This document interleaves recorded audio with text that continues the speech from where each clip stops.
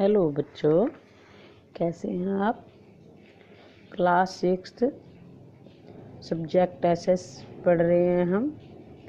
राजनीति शास्त्र में, नागरिक शास्त्र में हम 4th चैप्टर हमने कंप्लीट किया है, लोकतांत्रिक सरकार के मुख्य तत्व। अभी हम इसके प्रश्न उत्तर करेंगे। फर्स्ट प्रश्न है आपका, क्वेश्चन है, आज दक्षिण अफ्रीका में माया का जीवन कैसा होगा। तो माया का जीवन पहले से अलग है।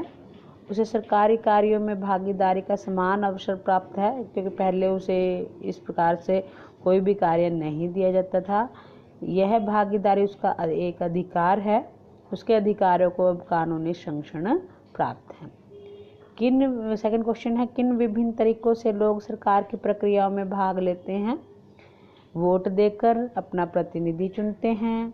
लोग स्वयं उम्मीदवार के रूप में भी भाग ले सकते हैं। लोग किसी सरकार की नीति के प्रति अपना विरोध जलसा, धरने, हड़ताल या हस्ताक्षर अभियान के द्वारा प्रकट कर सकते हैं।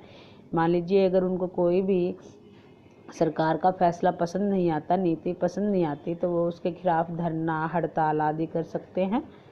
लोग सामाजिक संगठन बनाकर भी सरकार के कार्यों की समीक्षा कर सकते हैं। पत्र पत्रिकाओं तथा अन्य संचार के साधनों द्वारा भी अपने भावों को व्यक्त कर सकते हैं।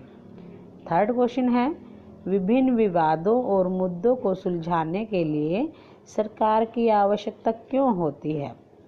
जब विभिन्न संस्कृतियों, क्षेत्रों, धर्मों और आर्थिक पृष्ठभूमियों वाले लोग एक दूसरे से तालमेल नहीं रखते, वह विवाद का कारण बनता है।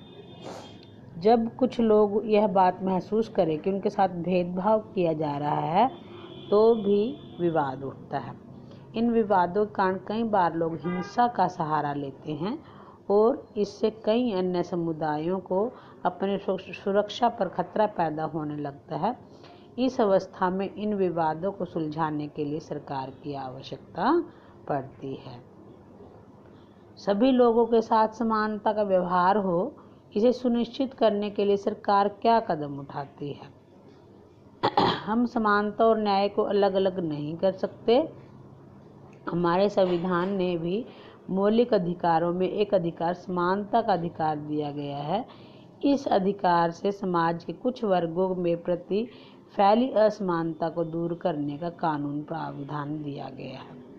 जैसे कि मान लीजिए कोई और जनजाति है, ये सब है, इनको समानता प्राप्त करने के लिए कुछ अन्य अधिकार दिए गए हैं, जिससे और कानून का भी संरक्षण इनको प्राप्त है। जैसे महिलाओं को भी विशेष महत्व नहीं दिया जाता हमारे समाज में, तो सरकार ने इस भेद को दूर करने के लिए महिला सशक्तिकरण को विशेष महत्व दिया है। उनकी पढ़ाई पर भी विशेष ध्यान दिया जा रहा है। पाठ को एक बार और पढ़कर लोकतांत्रिक सरकार के मुख्य तत्वों की सूची बनाइए। उदाहरण के लिए, सभी लोग बराबर हैं। देखिए, जैसे विचारों को अभिव्यक्ति करने के लिए लोगों द्वारा जुलूसों, धरनों, हड़ताल आदि का उपयोग करना। फिर चुनाव में लोगों को बिना भेदभाव मत देने का अधिकार होना। ये सभी लोकतांत्रिक सरकार के मुख्य तत्व हैं, जहाँ पर सभी को समान अधिकार प्राप्त है, सभी को समानता तथा न्याय की प्राप्ति होती है। लोग सरकार की नीतियों, कार्यों की आलोचना कर सकते हैं। हमारे देश में सरकार लोगों के प्रति उत्तरदायी है। सरकार का निश्चित समय के बाद पुनः चुना जाना, तो ये सभी लोकतांत्रिक सरकार के मुख्य तत्व हैं। बच्चों, अगर आपने ये चैप्टर राइट नहीं किया है, तो ये प्रश्न उत्तर आपको फेयर नोटबुक पे राइट करने हैं। धन्यवाद बच्चों।